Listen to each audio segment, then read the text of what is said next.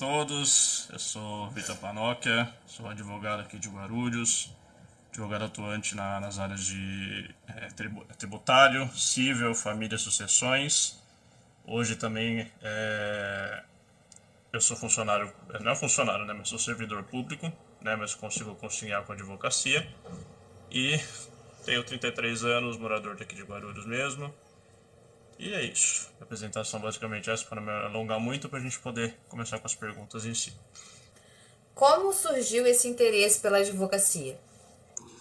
Bom, a advocacia na minha família é praticamente predominante, né? Eu tenho pais advogados, na época minha irmã já cursava advocacia, a família inteira quase advogados, primos, tios também. E na verdade eu não fui influenciado por ninguém, né, a fazer direito. Eu decidi, né, depois de algumas tentativas de cursos que eu tinha feito, eu decidi por fim fazer direito, que eu achei que eu me encaixaria bem nessa profissão. E, e com certeza foi no decorrer da faculdade que eu fui percebendo que a advocacia era de fato a minha profissão, que eu me apaixonei muito pelo direito, da forma como a gente não tem o conhecimento das leis em si, né? E a forma como a faculdade passa isso, passa todo o ensinamento, todas as peças práticas, todo o conhecimento jurídico para que você possa atuar, né? Ainda mais que você faz uma prova de especialização, que é a prova da OAB, para você que você consiga tirar a sua carteira da OAB. E isso foi me incentivando. E querendo ou não, conforme eu fui começando a atuar na advocacia, no começo eu tinha muito medo, que é normal, mas conforme você vai atuando, você vai quebrando esse gelo, né? Quebrando essa pedra de gelo que tem entre nós e a profissão. E foi isso que me interessou na advocacia, que o direito é uma ciência dinâmica, como dizem, né? Você está em constante evolução, está em constante aprendizado, você tem que sempre se atualizar, fazer cursos, participar de palestras, seminários, enfim, para que você possa sempre estar adquirindo conhecimento para você poder atuar. Dá para conciliar o mundo gamer com o trabalho? Dá, dá. É toda uma questão de planejamento. Óbvio que você tem que ter prioridades na vida. Hoje eu vivo uma realidade totalmente diferente de anos atrás, que eu conseguia me dedicar inteiramente ao meu serviço, que é a advocacia, e também ao funcionalismo público, e também aos jogos. Hoje a minha vida deu uma mudada muito grande. Hoje eu estou noivo, minha noiva está grávida. Eu tenho o filho dela, que eu também fico aqui em casa comigo, que eu cuido dele, enquanto ela está no serviço. E eu tenho que conciliar tudo isso e ainda conciliar com a prática da advocacia também. Não é fácil, né? Como todos sabem, o tempo nosso às vezes acaba sendo muito escasso. Sobram às vezes pouquíssimas horas para que possa até fazer um jogo com o clã, um jogo com amigos em si. Mas se você administrar o seu tempo e tiver uma boa cabeça, dá para você sossegado administrar essas duas coisas. Como seria iniciar a defesa de um gamer tóxico? Como você iniciaria a defesa de um gamer tóxico? Quando a gente fala em defender um gamer tóxico, geralmente você é meio que taxado por estar defendendo alguém que está praticando uma conduta, não vou dizer totalmente ilícita, mas dependendo das palavras sim, mas uma conduta para a sociedade não muito bem vista, né? Porque as pessoas têm que ter em mente que assim, a gente não está defendendo em si a pessoa, a gente está defendendo o direito da pessoa de poder se manifestar juridicamente falando, seja num processo, se ela já tiver sido processada, ou seja com orientações jurídicas em si, para que ela possa melhorar a conduta dela, para que ela possa não ter esse tipo de comportamento tóxico. Muitos players que eu vejo no cenário, eu vejo vários vídeos que me mandam tanto nos grupos de WhatsApp quanto eu vejo na internet mesmo, no YouTube, e outras plataformas em si, eu vejo muitas pessoas atacando diretamente a honra das outras pessoas em si, proferindo xingamentos, falando palavras de baixo calão, e querendo ou não, é uma conduta que no meio gamer existem pessoas que fazem, não tem jeito, que xingam, que desrespeitam, tanto familiares quanto a própria pessoa em si. Então, assim, você defender um player tóxico não é que você é conivente com aquilo. É tudo na advocacia a gente fala que é uma relação de confiança com o cliente. A gente vai se basear no que o cliente nos falar. Obviamente que a gente vai também atrás das informações para que a gente possa ter o nosso raciocínio jurídico em si, mas ao mesmo tempo a gente tem que defender esse cliente, por mais que seja uma pessoa tóxica, mas é aquela velha história, fazer um parâmetro bem, um comparativo bem, para você entender. Quando a gente está defendendo uma pessoa que cometeu um crime, não necessariamente eu vou ser um bandido por conta disso, óbvio, mas dependendo da minha conduta profissional poderia ser também, mas eu vou tentar ao máximo defender o direito do meu cliente, quer seja defender que ele seja, vamos supor, que ele estiver preso, relaxar a prisão, depender do caso, que é uma peça processual penal, ou diminuir a pena, você entendeu? Ou que ele seja, digamos assim, processado, se ele estiver sendo processado, para a gente fazer uma defesa para defender o direito dele, né? E querendo ou não, as pessoas taxam muita gente na profissão por conta disso. Então, defender um player tóxico tem os seus riscos, obviamente, que são riscos da profissão. Você pode ficar mal visto entre os colegas, enfim, mas você tem que ter em mente que você vai estar defendendo o direito de uma pessoa que eventualmente errou, que teve um comportamento sim tóxico. Você tem que fazer essa advocacia consultiva com a pessoa, consultiva no quesito se a pessoa, eu tô certo, doutor. Não, não está certo. Vamos ser bem sincero. De primeiro eu já falo isso, não está certo a sua conduta, mas vamos tentar fazer com que você responda o processo em liberdade, fazer com que você não seja processado, ter todo o amparo jurídico para que a gente possa orientar o nosso cliente da melhor forma possível. Entendi. Sempre não pondo a mão, não passando a mão na cabeça do cliente, mas deixando bem sim. claro também que ele tem os direitos dele, apesar de ele ser uma pessoa tóxica. Óbvio, é que na verdade assim, desculpa te atrapalhar, é que a gente não necessariamente é conivente com as atitudes do cliente em si. Depender dos seus princípios, você pode até ser conivente, mas obviamente sendo uma pessoa que tem princípios que norteiam a sua vida, você vai pegar e falar assim, o que você fez foi uma conduta totalmente errada. Aí que você constrói a relação de confiança com o seu cliente, entendeu? E nessa confiança você, obviamente, vai ter aberturas para você poder pegar e falar assim, isso você não pode fazer. Se você repetir essa conduta, você pode ser processado, você entendeu? Tem toda uma linguagem jurídica que a gente usa com o cliente para que ele entenda que a conduta dele é realmente errada. Qual seria o motivo de você abrir mão de um processo? Aquele motivo que você olhou e falou assim, não, isso não dá pra mim, eu abro mão. Geralmente, é que são N situações que podem acontecer, mas eu acho que as mais primordiais, elas são a falta de confiança no cliente, principalmente quando o cliente chegar a omitir fatos de você que seriam interessantes você saber, até para construir a relação de confiança com o cliente em si, e mentira.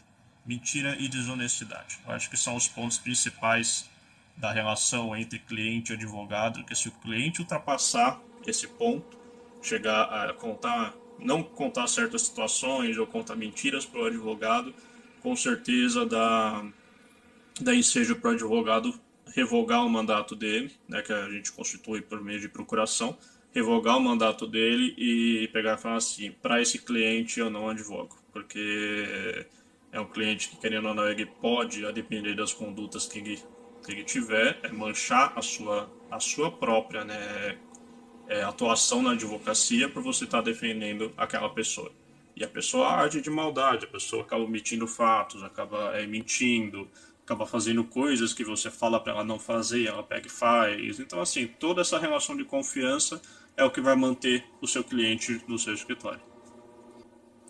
Diga 3 coisas fundamentais que nenhum player pode fazer durante a partida ou fora do game mesmo, ali com a galera ali no bate-papo da vida ali. Eu acho que para um player ele ser bem visto, ele não pode, obviamente, ter inúmeras condutas, mas citar 3 eu acho as mais importantes em si.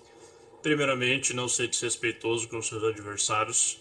A gente está falando de jogos online.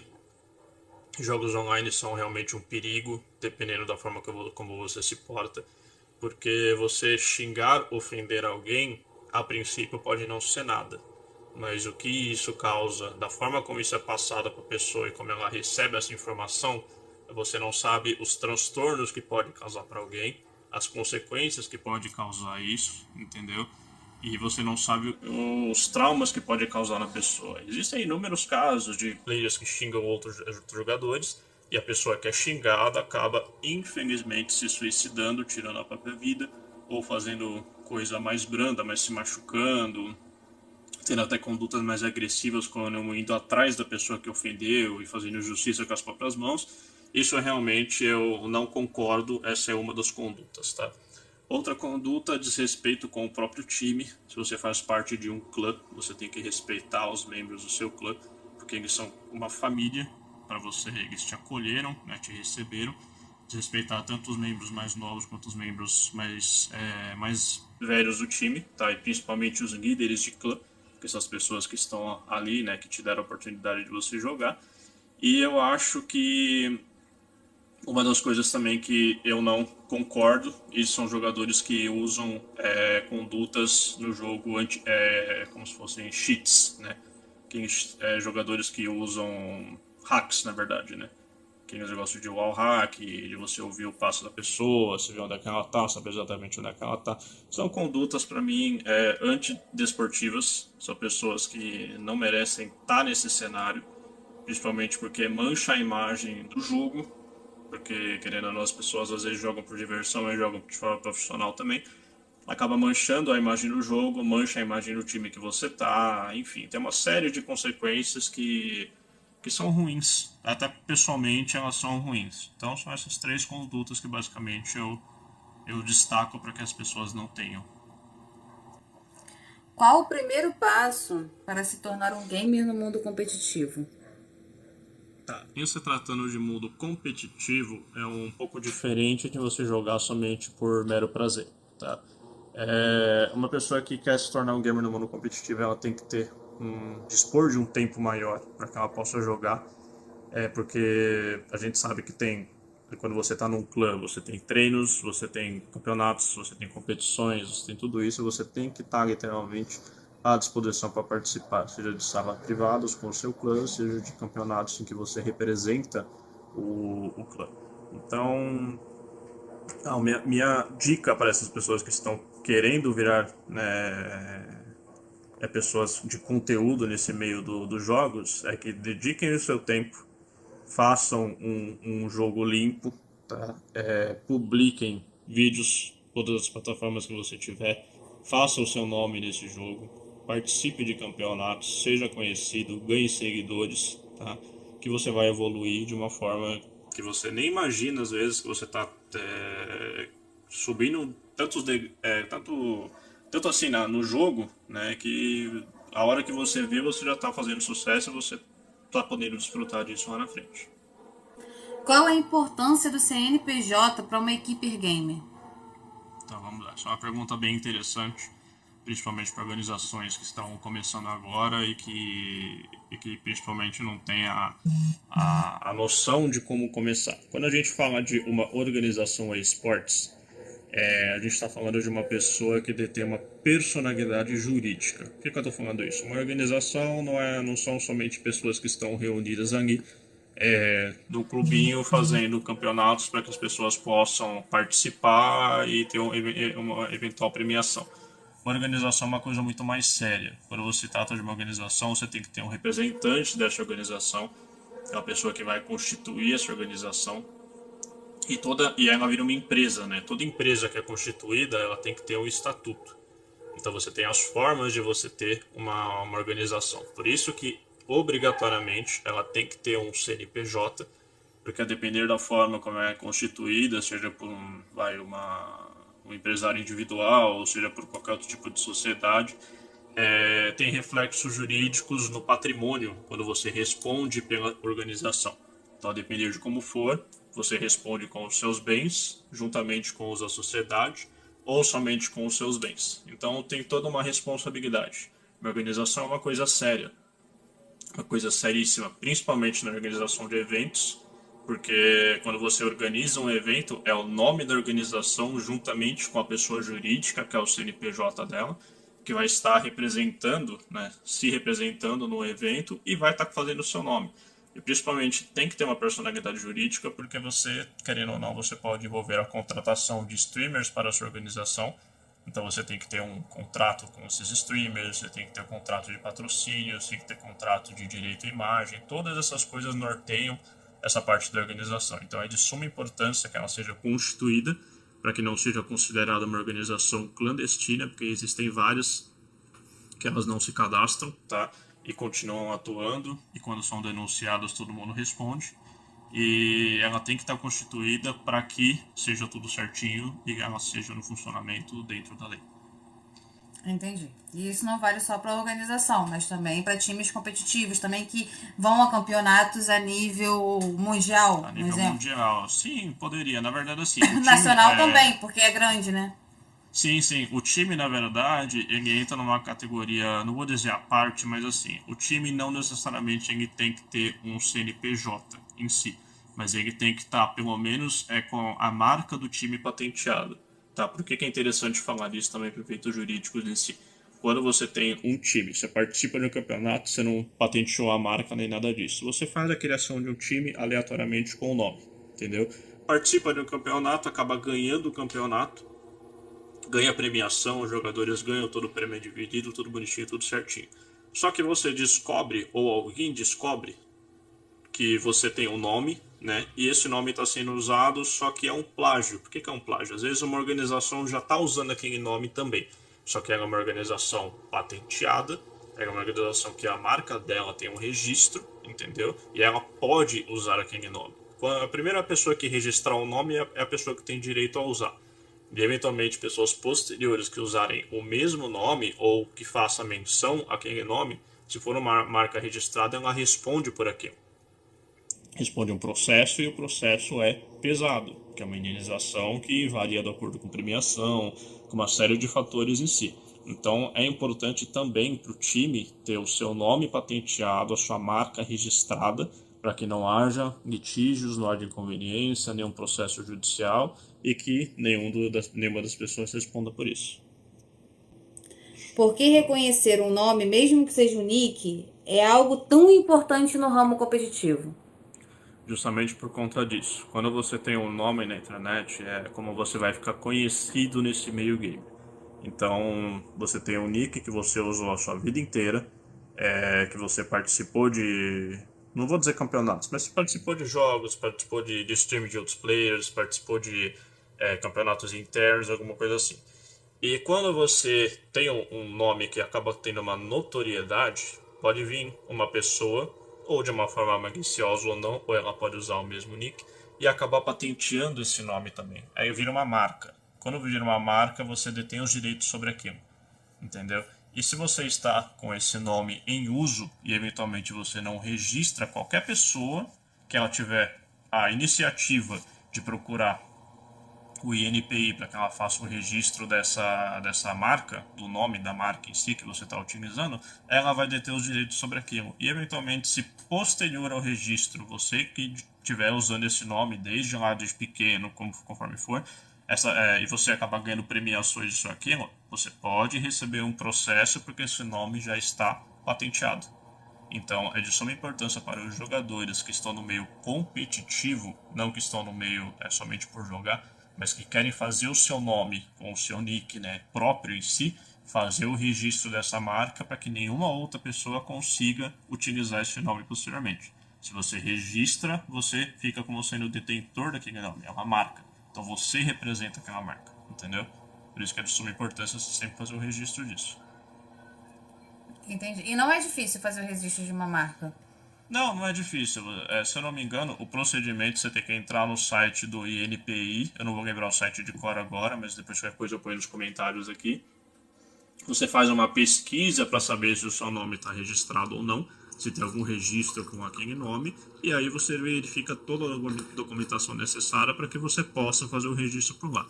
É importante você ter o acompanhamento disso com um advogado, não querendo jogar a profissão em cima, mas para que seja feita uma análise de documentação, uma análise pormenorizada de todos os efeitos que vai ter esse registro, para que o cliente esteja ciente de que ele está sendo orientado por um bom profissional.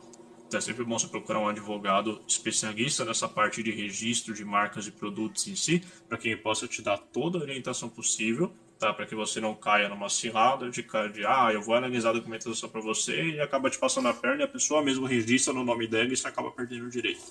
É sempre bom ter o respaldo de um advogado para não acontecer isso. Tendo em vista os campeonatos de grande porte, o que você diria para uma equipe recém-formada que pretende ingressar nesse mundo? Tá. A caminhada não é fácil, nós sabemos disso. Vão haver dificuldades, sempre tem, porque um time que está recém-formado, ele está praticamente cru, vamos dizer assim. Cru no sentido de tanto participar de campeonatos, quanto isso, quanto aquilo. O meu conselho para esses times que estão recém-formados é mantenham sempre o respeito aos outros participantes, verifiquem os players que estão jogando pelo seu time, se eles são pessoas confiáveis, se eles vão poder levar o nome dessa organização para frente, desse time para frente,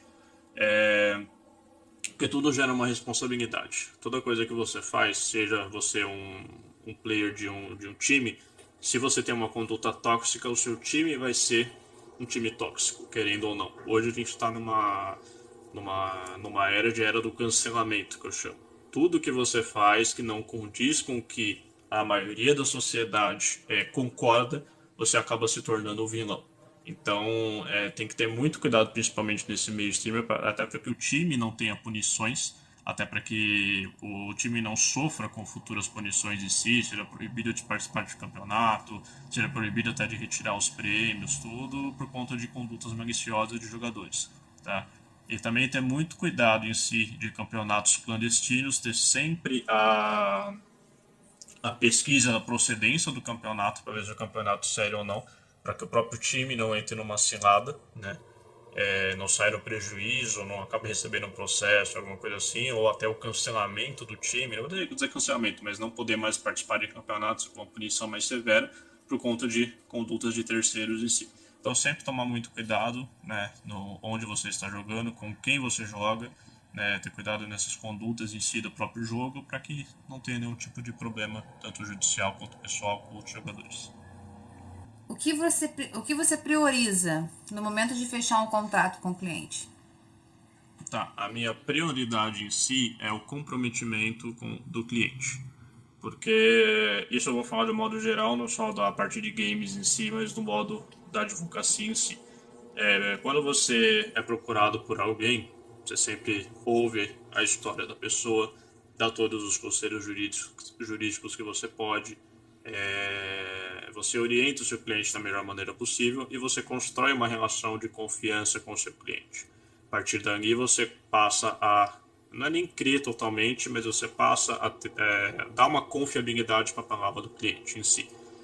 E o que eu priorizo quando eu estou fechando um contrato com o cliente é justamente a maneira como as informações chegam em mim, a veracidade dessas informações, que eu sempre tenho os meios para pesquisar sobre isso, para que também o advogado não pode cair em cilada.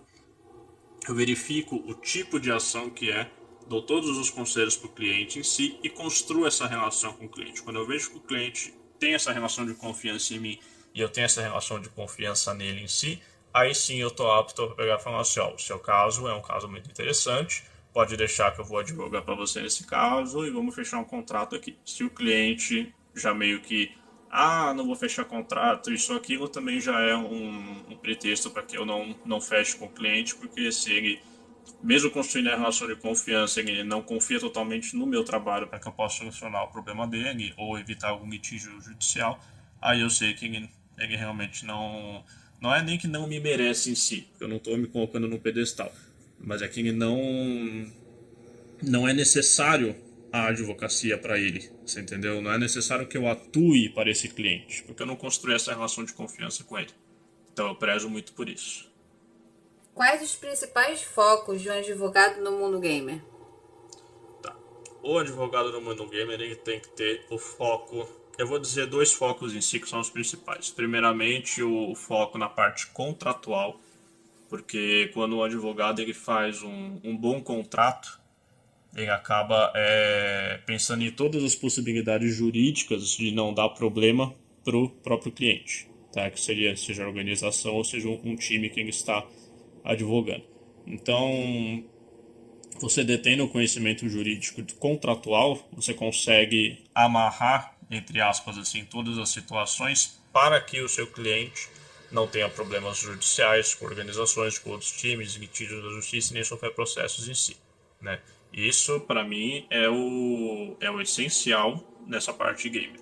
Outra coisa também é você saber administrar o direito de imagem, se você estiver atuando por uma organização, o direito de imagem dos jogadores. O advogado tem essa propriedade em si de fazer esses contratos também. A gente tem que estar sempre se atualizando, isso é uma coisa muito boa do advogado, que a advocacia é dinâmica, então está sempre em constante evolução. Umas áreas mais, outras áreas menos. Mas a área de esportes eu acho que é uma área que está em crescente evolução, então se você souber procurar os cursos certos, fazer uma pós-graduação, se especializar nessa área gamer, nessa área, tanto na área gamer contratual, quanto na parte de crimes cibernéticos em si, que norteia também um pouco do esportes, eu acho que o advogado tem tudo para se dar bem nessa área e cuidar da parte da organização, do patrimônio dela, do direito de imagem dos streamers. Então tem todo um aparato jurídico para o advogado se dar muito bem nessa área em si.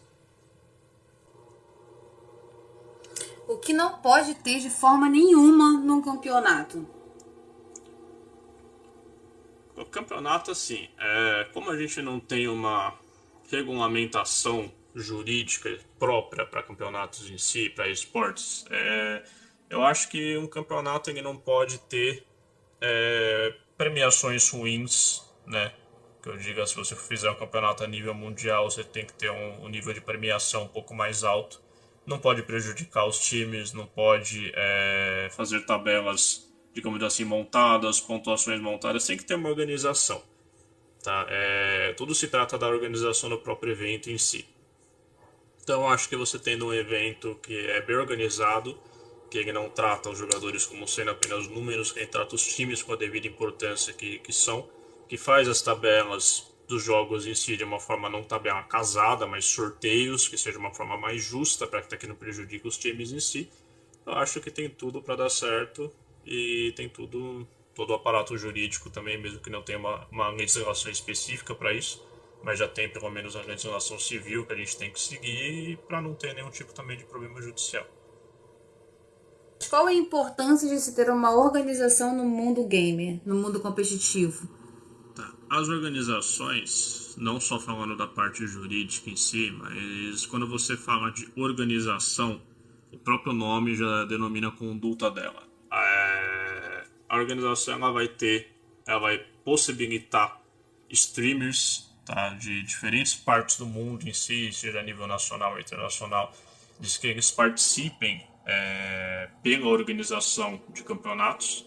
Então você possibilita também a parte de visualização do próprio streamer em si.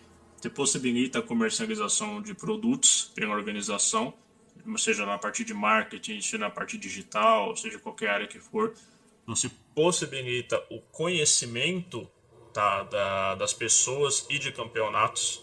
Entendeu? Você lida também com a parte de direito de imagem, então você tem premiação para jogadores, você tem premiação para organização, premiação para os próprios coaches em si. Você tem uma certa.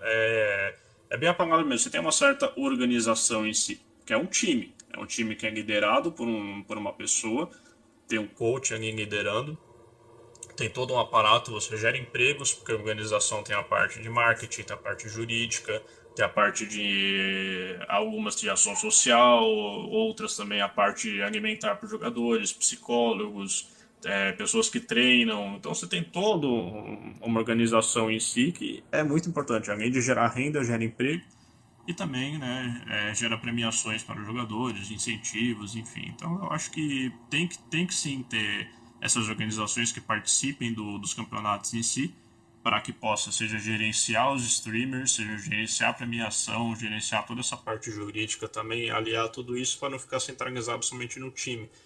Quando o time participa de um campeonato, a gente vê, não vou dizer a maioria, mas a gente vê vários times que ficam meio que perdidos nesse meio gamer porque não tem um gerenciamento, entendeu? Às vezes fica somente o time respondendo e o coach que responde por tudo, porque é como se fosse um administrador. aí não tem tempo de ver tudo. Tendo uma organização, você tem todo um aparato por trás dos jogadores, das pessoas em si, para organizar, para agir, para atuar na parte jurídica, para cuidar dos jogadores, dos streamers, fazer toda essa parte de vendas também, compras, enfim. Você tem, é como se fosse uma empresa mesmo, literalmente uma empresa. Então acho que eles são uma importância que tem as organizações, porque gira o capital, gera mais empregos, né? Tem todas essas questões. Na sua visão, o que é judicialmente impossível no cenário gamer? Olha, essa é uma pergunta, eu vou dizer um tanto quanto polêmica a resposta. Eu não vou inverter a parte do impossível, mas eu vou dar a minha visão sobre isso que eu acho que deveria ter. É, Hoje em dia, juridicamente falando mesmo, é impossível a gente ter uma regulamentação. Por que eu estou falando isso? Aí que vem a polêmica do tema em si. Nós não temos um apoio, tá, do Ministério do Esporte com relação à judicialização, né, legalização do esportes. A gente não tem esse apoio, porque para efeitos de consideração, eles não consideram o esportes como sendo um esporte em si. A minha visão, a minha opinião pessoal, sem prejudicar o pensamento de ninguém, nenhum outro jurista, advogado, qualquer coisa do gênero, a minha opinião é que deveria sim ter uma regulamentação. Por que eu estou falando isso? A longo prazo, os games e a tecnologia que vão dominar praticamente tudo. Porque nós estamos vendo a evolução tecnológica de jogos, estamos vendo a evolução gráfica de jogos. A proporção que isso está tomando é uma proporção gigantesca, entendeu? Antigamente, eu vou falar questão de 15 anos atrás, mais ou menos, com o surgimento da Lan House, acho que você é dessa época também, a gente viu o quanto foi a evolução dos jogos, o quanto ficou evoluído. Você se reunir com pessoas e jogar um jogo online era uma coisa de doido, a gente nem imaginava quanto ia virar isso. Eu fiquei muito feliz alguns anos atrás, eu não vou lembrar o ano em si, foi 2010 ou 2012, quando eu estava acompanhando a esses streamers de jogo online, campeonatos de jogo online, de CSGO, CS Source, também alguns na época, eu fiquei espantado com a proporção gigantesca que isso toma. Porque são pessoas que vêm de inúmeras partes do mundo para acompanhar um campeonato de CS dentro de uma organização, que é feito por uma organização com patrocínio, com times, com todo o aparato pessoal, aparato jurídico em si. E a gente não imaginou, nunca imaginou que a gente fosse ver isso sendo televisionado por outras plataformas em si, na televisão, porque já passaram várias vezes, né, na televisão. Então, isso só está numa crescente. E se isso não for regulamentado, eu acho que é prejudicial tanto para os jogadores, quanto para organizações, quanto para campeonatos a nível mundial, não só nacional. Porque você tem tudo que você tem regulamentação, mesmo que de uma forma não 100%, mas funciona.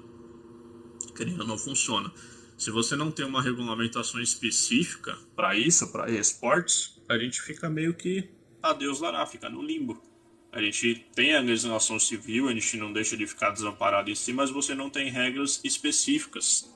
Então você não tem como você fazer uma atuação totalmente correta para um streamer, para uma organização ou até para um time, porque você não tem um aparato jurídico, você fica meio que de mãos atadas. Tem certas coisas que você consegue resolver, tem certas coisas que você não consegue.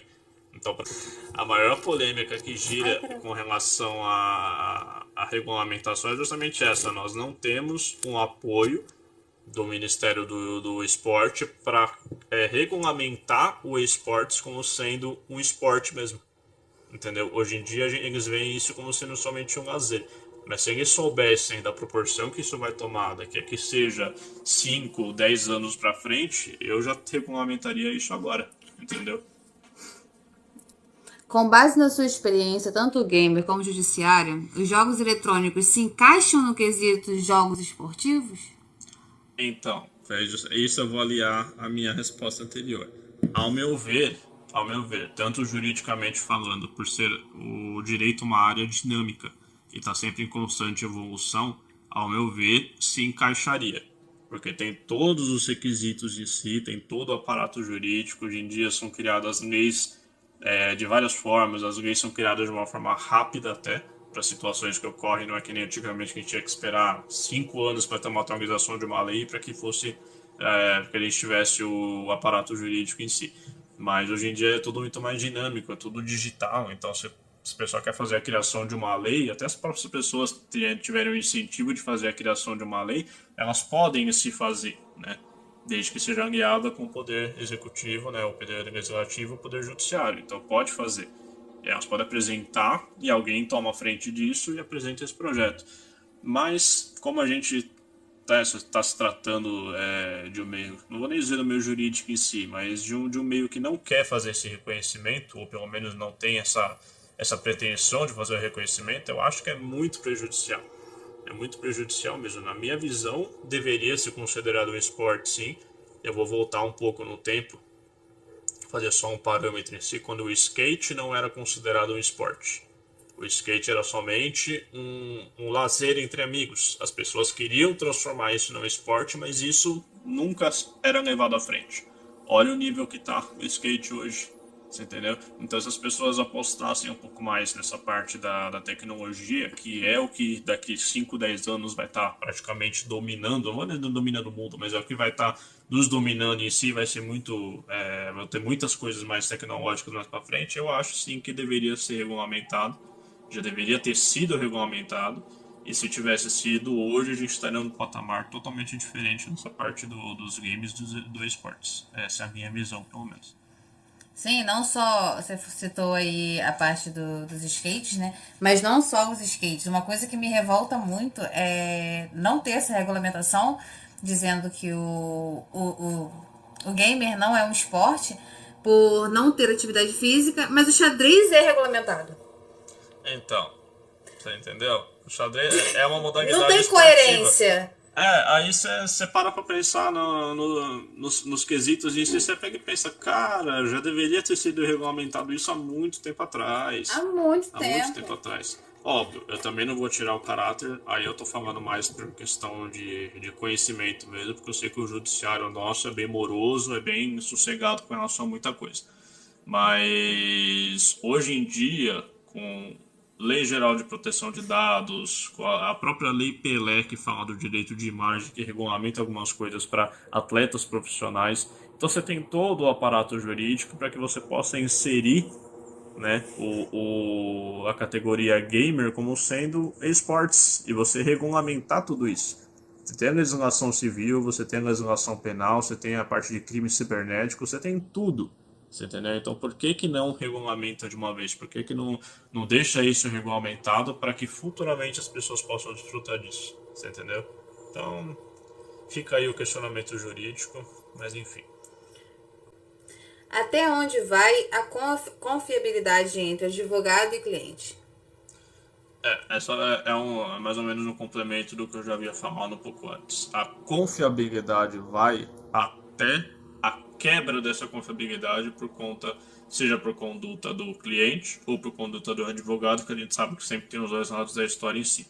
Depende muito de como você atua também. Se você é uma pessoa que atua de uma forma maliciosa na advocacia, desculpa, a gente representa uma classe, tá? A classe dos advogados, a gente é representado pela Ordem dos Advogados do Brasil, então é uma coisa muito além do que as pessoas possam imaginar apenas as próprias atitudes. A gente representa uma classe. Então, se você atua de uma forma maliciosa, é toda a classe de advogado que vai estar sendo, né, vista de uma forma ruim. Então, ao meu ver, a quebra da confiança do cliente se dá, seja por mentiras, que eu já falei antes, seja por mentiras, seja por inverdades, seja por esconder coisas do advogado, da mesma forma que o advogado também tem que ter todo o cuidado, toda a paciência do mundo com o seu cliente, que eu sei que na prática às vezes acaba não tendo, enfim, do cliente ficar ligando toda hora, mas são situações, N situações, eu estou falando de clientes específicos em si. Mas também tem a parte do lado do advogado também, de saber se portar, de saber exercer sua profissão, de ser ético, porque a gente tem que ser ético na nossa profissão, entendeu? E também alinhar essas duas coisas para que não haja quebra da confiança em si. Você pretende se tornar um advogado na área esporte? Eu pretendo. Eu vou te dizer o porquê. É uma área que está crescendo muito, não só isso.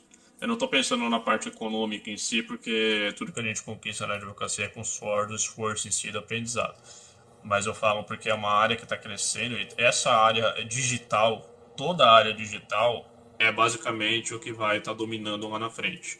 Hoje em dia você vê advogados se destacando nesse meio justamente por fazer um curso, fazer uma pós-graduação, adquirir o conhecimento, né, para que você possa se inserir nesse meio, começar a advogar e ser bem visto, né?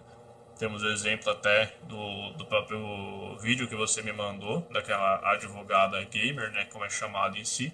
E ela, com certeza, foi galgando esse caminho dessa forma. Adquiriu conhecimento, foi estudando, foi tendo contatos, pegou o primeiro processo dela, conseguiu resolver, ou nem que não tenha processo, mas orientação de clientes em si. E aí foi galgando o próprio caminho, é degrau por degrau. Então você vai fazendo uma especialização, você vai sendo conhecido, vai se envolvendo no meio. É uma das áreas mais promissoras em si. É uma das áreas mais promissoras em si. Essa área digital, a própria área de crimes cibernéticos é uma área que está crescendo de uma forma gigantesca, porque a gente está vendo isso numa ascensão tipo, absurda. Antigamente a gente via pessoas que roubavam dados, a gente achava um absurdo. Roubavam dados de servidores. Hoje em dia é uma das práticas mais recorrentes em si. O que tem de empresa que recebe uma ligação dizendo: ah, estou com seus dados, só vão liberar por certa quantia, você entendeu? Você tem N situações. Então, áreas digitais são as áreas que mais estão crescendo em si. Eu não vou dar muito tempo, vou dizer anos em si, 5 anos, alguma coisa assim, para todos os processos físicos de todas as instâncias, porque isso no Tribunal de Justiça de São Paulo já está acontecendo. Eles estão digitalizando todos os processos físicos, transformando tudo em digital. Tá? Isso eu falo porque eu atuo na área e isso está acontecendo atualmente mesmo. E eu não vou dar mais uns 5 anos em si para todos os processos, até de instâncias federais, de outras instâncias em si, para que seja tudo digitalizado e a extinção dos processos físicos em si. E aí sim, com essa dominância digital, aí eu acho que vai ter a necessidade realmente de regulamentar muita coisa e eu vou incluir o esporte nesse meio também, porque eu acho de suma importância regulamentar isso. O que você diria para um estudante de advocacia hoje? Aquele carinha que está lá no primeiro período ainda de advocacia. Essa é uma pergunta bem interessante. O que eu diria para esse advogado?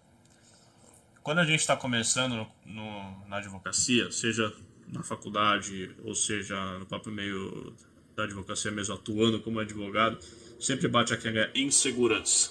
Né? Insegurança tanto na parte de atuar, quanto na parte de atender o cliente. Eu tive essa insegurança no começo.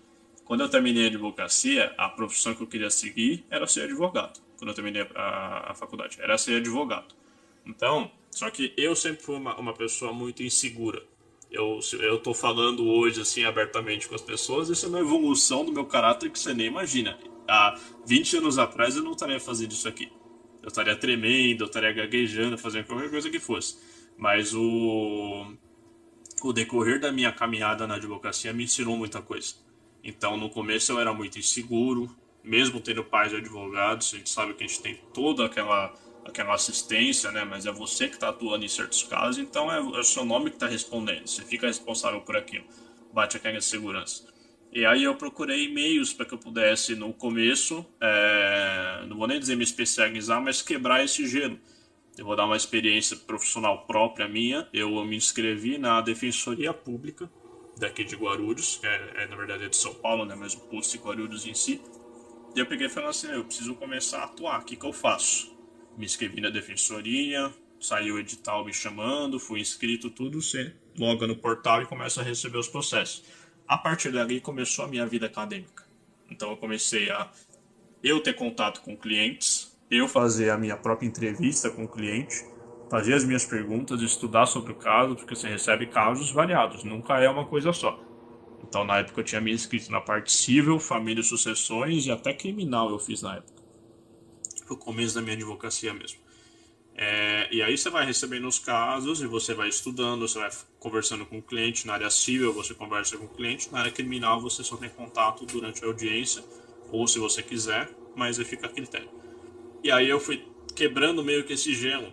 entendeu? Na advocacia, na faculdade mesmo, eu já comecei a ter um pouco mais de atitude, porque a advocacia requer isso, você ter atitude, você fica parado, você, né, não evolui junto com o direito, então você fica para trás, então você tem que se sobressair, digamos assim, e, e na própria atuação eu senti a necessidade de me mudar, de me moldar também para a advocacia.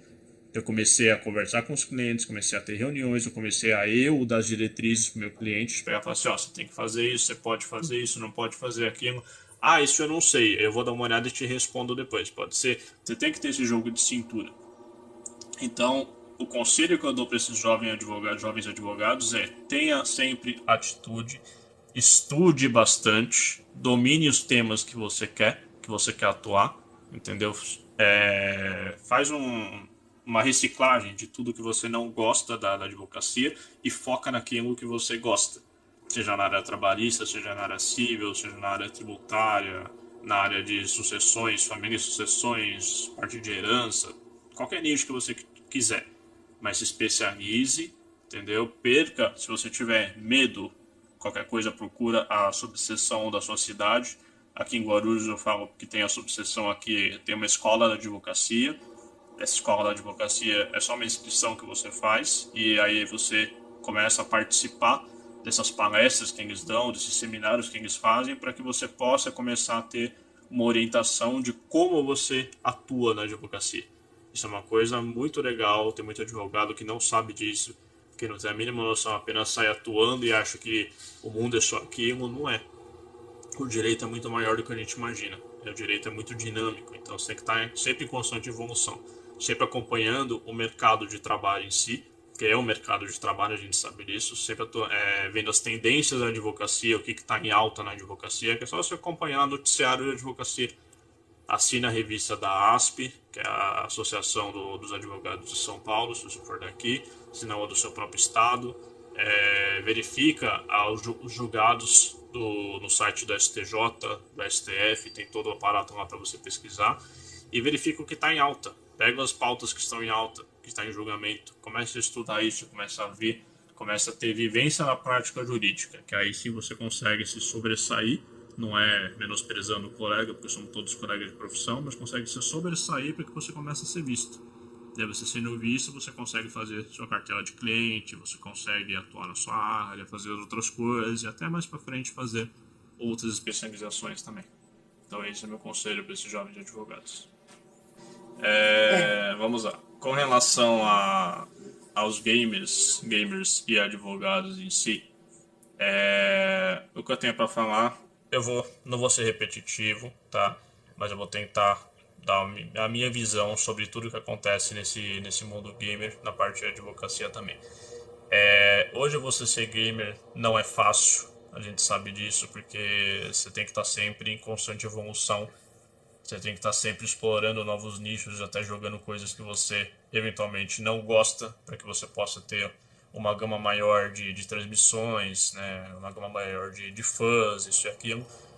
E não seja, eu vou falar da parte gamer por enquanto, não seja um jogador tóxico, respeite as pessoas, respeite os seus colegas de time, respeite os seus adversários. Somos todos seres humanos, não somos superiores a ninguém. Estamos sempre aqui nesse mundo, somos todos iguais, tanto perante a lei quanto perante Deus em si, somos todos irmãos. Então, respeite os seus adversários, participe dos campeonatos, não sejam jogadores tóxicos, entendeu? Respeitem as pessoas, tanto de maioridade quanto de menoridade, não tenham condutas maliciosas com as pessoas, porque nós respondemos a tudo aquilo que fazemos. Tudo aquilo que a gente faz, tudo aquilo que a gente fala, que a gente profere de palavra, a gente responde. Aí eu entro já no meio jurídico em si. Advogados e advogadas que estejam assistindo essa live, o meu conselho para vocês não só na parte de estudo, mas também na parte de vivência de advocacia. Respeitem os seus clientes, ouçam os seus clientes, vejam o que eles têm a ouvir, sejam proativos, não sejam aqueles profissionais preguiçosos, não sejam pessoas maliciosas, não sejam pessoas ruins. As pessoas dependem da nossa atuação para que a gente possa resolver um litígio entre elas, que a gente possa defender o direito delas, defender a vida, o patrimônio, saúde, educação, qualquer coisa que for. Todos os direitos e garantias fundamentais eles têm que ser defendidos pelo advogado. Como diz a própria Constituição, nós somos pilares da administração. Então, como sendo pilares, a nossa profissão é muito importante.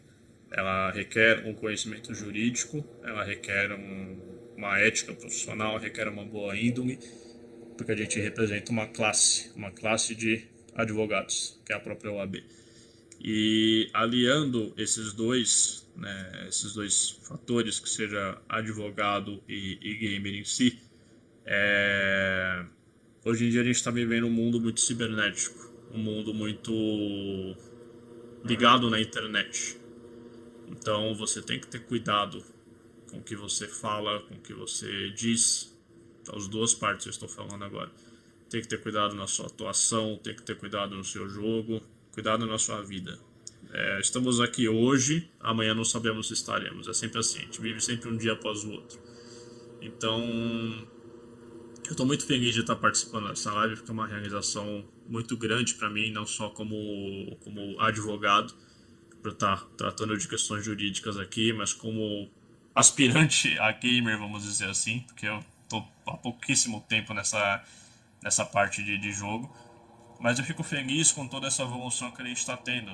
O patamar hoje que nós atingimos essa parte de jogo é um patamar que, se você me perguntasse 20, 15 anos atrás, eu iria falar assim, meu, a gente vai ficar estagnado, vamos ficar sempre nesses gráficos poligonais horríveis que a gente de Play 1 que a gente sempre vê, que era uma... hoje em dia a gente olha e fica assim, meu, como é que existia isso? Mas existiu para que pudesse ter essa evolução. Então hoje os jogos são de medianos para excelentes, daqui a 5 anos serão de excelentes para grandiosos e assim vai. E a gente está sempre em constante evolução.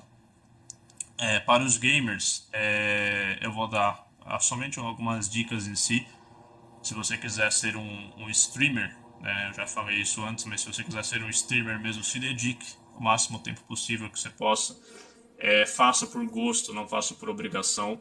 Goste do que você faz em si, publique vídeos, tenha contatos, faça sempre aquilo por amor e por diversão. Estamos no meio que, por se tratar de um meio eletrônico, existem muitas pessoas com condutas tóxicas, com condutas ruins, que estão sempre tentando prejudicar o outro, puxar o tapete do outro, apanhar lá pelas costas, e isso não leva a lugar nenhum. Isso te leva até a parte judicial da coisa. Então, não se envolva com pessoas dessa forma, entendeu? Se você quiser entrar num time, conheça o time antes, conheça as pessoas que estão lá, conheça a atuação. Quer entrar numa organização, pesquise antes sobre a organização, CNPJ, Constituição, campeonatos que participou, isso e aquilo, para que você não caia em ciladas, para que você não fique a Deus dará. Então, meu conselho é esse para vocês. Agradeço, Magia, pelo espaço que você está me dando aqui, por estar participando dessa live. Essa é a minha irmãzinha do coração, e você sabe disso, tá? E, cara, eu fico muito feliz. Feliz de verdade mesmo, de ter amigos aqui acompanhando, de ter pessoas queridas e poder estar falando um pouco desse pouco conhecimento que eu tenho, mas pelo menos que possa abrir um pouco a mente das pessoas em como atuar e como jogar também. Que isso, imagina, a gente agradece você estar aqui.